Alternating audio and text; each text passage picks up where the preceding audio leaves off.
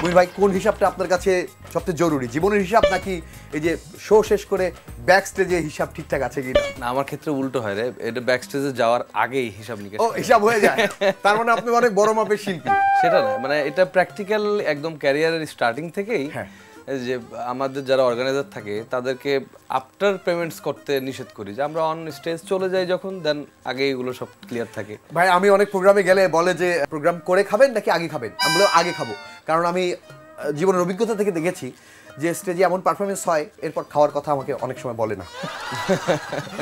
প্রিয় দর্শক, আজকে মুহিন ভাই আমাদের অতিথি। মুহিন খান, তার সম্পর্কে শুধু সঙ্গীত শিল্পী বললে ভুল হবে, তিনি অভিনয় করছেন, সম্প্রতি ওয়েব ফিল্মে একটা কাজ করেছেন, লেখালেখিও করেন, কম্পোজ করেন, অনেক গুণের অধিকারী। মুহিন ভাই জাতীয় চলচ্চিত্র পুরস্কারও পেয়েছেন। সব মিলিয়ে আপনার কোন আইডেন্টিটি আপনাকে সবচেয়ে বেশি মানে প্রাউড ফিল করে? ডেফিনেটলি আমাকে মানুষ যেখানে চেনেন গায়ক হিসেবে, গান গাওয়ার শিল্পী হিসেবে, সেই জায়গাটাই সবচেয়ে বেশি কমফোর্ট জোন। ভাই, একবার আমি আমার মানি ব্যাগটা হারিয়ে ফেলেছিলাম, তো এক লোক পেয়ে সেটা নিয়ে আসছে, বললো যে ভাই দেখেন সব ঠিক আছে। বললাম টাকার হিসাব তো ঠিক আছে, কিন্তু আগে ছিল 1000 টাকার নোট, কিন্তু এখন দেখছি 50, 100 এরকম খুচরা টাকা, ঘটনা কি? তো ওই ভাই বললো যে এর আগেও একজনকে ব্যাগ খুঁজে দিয়েছিলাম, কিন্তু সেই ভাই খুচরা টাকার অভাবে আমাকে পুরস্কার দিতে পারেননি। তো আপনি যেন পুরস্কার দিতে পারেন এই জন্য খুচরা করে দিয়েছে।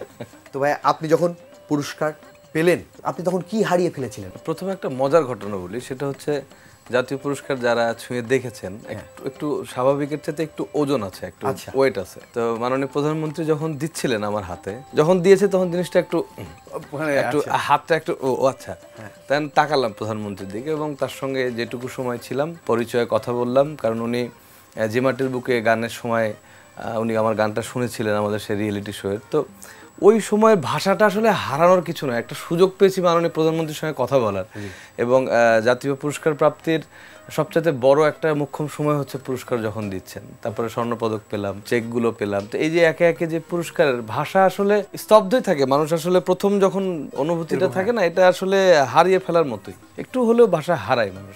তারপরে কথা বলেছি। ভাই, আপনার একটা গান আছে কলিজায় কলিজায় লাগে রে, আমার খুব প্রিয় একটা গান। তো অনেকে আবেগে আমরা কিন্তু বলি যে এমন একজনকে ভালোবাসলাম কলিজা কেটে রান্না করে দিলেও বলবে লবণ কম হয়েছে, বলি না? আসলে আমার মনে হয় যে তার হয়তো কলিজা পছন্দ না, তার হয়তো অন্য অংশ পছন্দ। তো আপনার আরেকটা গান আবার মন বাজার, তো মনকে কেন বাজারের সঙ্গে তুলনা করলেন? আপনার মনে কি আসলে হাট বাজার অনেকের ভিড়? স্বাভাবিক, গান যেহেতু করি, এত মানুষের জন্য গান করতে হয়, এত ধরনের গান করতে হয়, তো মনটাও বাজারের মতো থাকাই ভালো, যে যেটা প্রয়োজন হবে সেটা পিক করবে। গান গেয়ে সবচেয়ে বড় সুবিধাটা কি? পুরস্কার প্রাপ্তিটা সবচেয়ে বড়, মানুষের ভালোবাসা বড়, নাকি এটা দিয়ে তো অনেক মানে ভক্তকুল কাছে আসার মানে সুযোগটা পায়? সবচেয়ে মজার জিনিস বলি একটা তোকে, সেটা হচ্ছে যে তুই আমার খুব কাছের মানুষ। হ্যাঁ, তুই যে জোকস বলিস, আমরা আনন্দ আত্মতৃপ্তি পাই, এই যে একটা ভালো লাগা, কিছু সময় কিন্তু এই যে বাংলা ভিশনের এই আয়োজনে মানুষ হাসছে, মন খুলে হাসছে, যে না রনি কিছু একটা বলছে, এমন একটা অপেক্ষায় থাকা।